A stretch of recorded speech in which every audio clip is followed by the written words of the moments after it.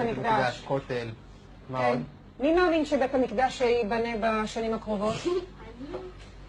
מה יש שם עכשיו על בית המקדש? אז מה יקרה עם המסגד? יישבר? אם מכן פגש בשנה האחרונה ילד ערבי?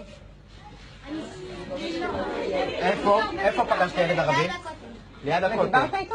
לא, הוא דחף אותי, אבל לא עלה. ומה קורה כשאתם רואים ילד ערבי? מה אתם מרגישים? קצת זעם.